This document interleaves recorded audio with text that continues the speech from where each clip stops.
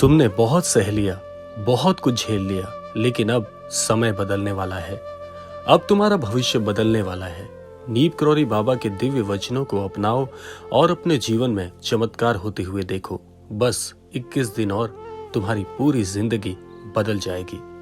तो आज का ये क्रमांक यदि आप तक भी पहुंचा है तो ये क्रमांक आप सबके लिए बहुत ही लाभकारी सिद्ध होने वाला है। इसीलिए क्रमांक का श्रवण पूर्ण अवश्य कीजिएगा ताकि संपूर्ण जानकारी आप तक प्राप्त हो सके। तो आइए बढ़ते हैं आज के इस दिव्य क्रमांक की ओर। भक्ति और विश्वास से बड़ा कोई हथियार नहीं। जब तुम पूरी श्रद्धा से समर्पण कर देते हो तो ईश्वर तुम्हारे जीवन की बागडोर खुद संभाल लेते हैं। नीप करोरी बाबा ने हमेशा कहा है कि सब कुछ ईश्वर के भरोसे छोड़ दो, चिंता मत करो। आइए जानते हैं महाराज जी के कुछ ऐसे किस्से जिनको सुनकर आपका विश्वास महाराज जी पर कई गुना और बढ़ जाएगा। एक बार की बात है, एक भक्त बाबा जी के पास आया और बाबा जी से कहने लगा, बाबा जी मैं बहुत परेशान हूँ, मेरा जीवन संकटों से घिरा हुआ है, मैं बहुत परेशान हूँ, मेरी सहायता करें। बाबा जी ने उसे देखकर मुस्कुराते हुए कहा, राम नाम का जाप किया करो, चिंता मत करो, सब कुछ ईश्वर पर छोड़ दो, क्रोध को त्याग दो और अपनी सारी परेशानी राम जी से कह दो। उस भक्त ने बाबा की बात को अपनाया और 21 दिनों तक बिना रुके राम जी का नाम लिया, प्रभु श्री राम जी के नाम का जाप प्रारंभ किया और उसकी जिंदगी में चमत्कारिक बदलाव आने लगे और अपने जीवन में धीरे धीरे समृद्ध होने लगा। तो इस बात से, इस किस्से से आपको क्या सबक मिलता है, आइए जानते हैं। देखिए, महाराज जी आपको कहते हैं कि बस केवल और केवल विश्वास रखने की आदत से आप अपने जीवन में सब कुछ प्राप्त कर सकते हैं। और हर दिन ईश्वर का नाम लो। 21 दिन तक संकल्प लो कि तुम किसी भी हालात में ईश्वर पर भरोसा रखोगे। देखना आपकी किस्मत कैसे परिवर्तित हो जाती है। आगे महाराज जी कहते हैं कि सेवा सबसे बड़ा धर्म है। जब तुम किसी की निस्वार्थ सेवा करते हो तो भगवान खुद तुम्हारी सेवा करते हैं।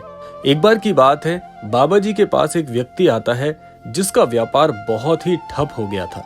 उसने बाबा जी से पूछा, बाबा जी मैं क्या करूं, मेरी तो रोजी रोटी ही मेरा व्यापार है, लेकिन अगर मेरा व्यापार रुक गया तो मैं अपने परिवार का भरण पोषण कैसे करूंगा। बाबा जी ने कहा, जाओ भूखों को भोजन कराओ। वे व्यक्ति रोज गरीबों को भोजन कराने लगा। कुछ ही हफ्तों में उसका व्यवसाय, उसकी दुकान फिर से चलने लगी और पहले से ज्यादा फलने फूलने लगी। इससे आपको क्या सबक लेना चाहिए? देखिए, अगर आप जीवन में परेशान हैं, दुखी हैं, तो किसी और की मदद करके देखें।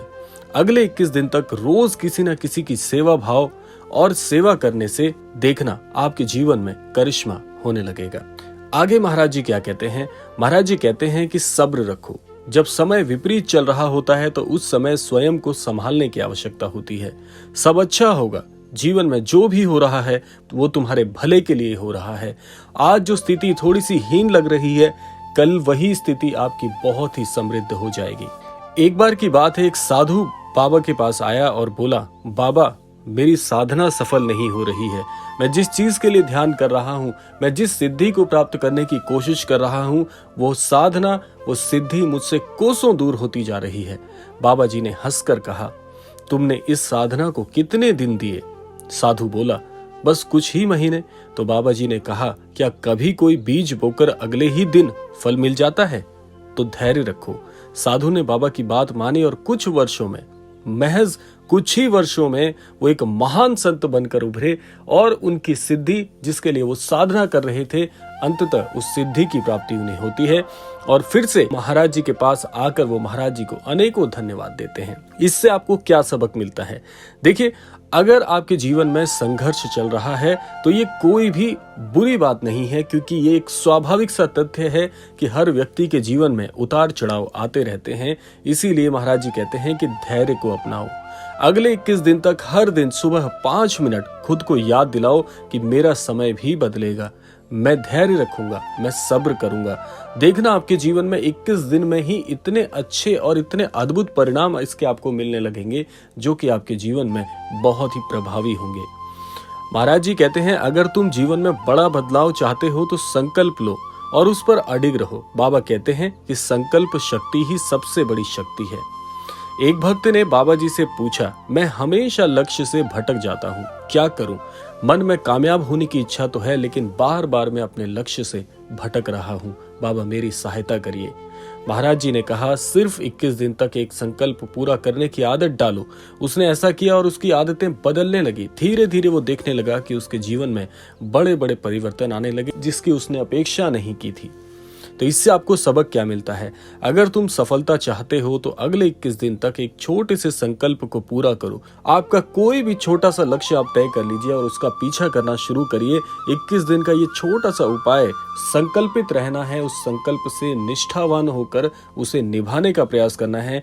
चाहे वो सुबह जल्दी उठना हो, पढ़ाई की शुरुआत जल्दी करनी हो या बुरी आदतें छोड़नी हो, ये तुम्हारे जीवन की दिशा बदल देगा। क्योंकि संकल्प करना यदि जीवन में आप सीख गए और उस संकल्प के अनुसार जीवन में आगे बढ़ना शुरू कर गए तो आपका जीवन बड़ी ही अद्भुत तरीके से परिवर्तित होगा। बाबा जी हमेशा कहते थे कि राम नाम जपो, सब ठीक हो जाएगा।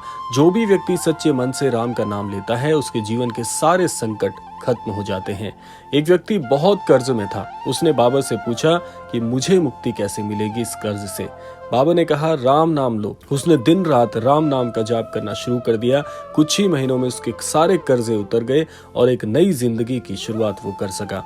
इससे हमें सबक मिलता है कि अगर तुम सच में अपने जीवन में बदलाव चाहते हो तो अगले 21 दिन संकल्पित भाव से सुबह शाम 108 बार प्रभु श्री राम जी के नाम का जाप करिएगा।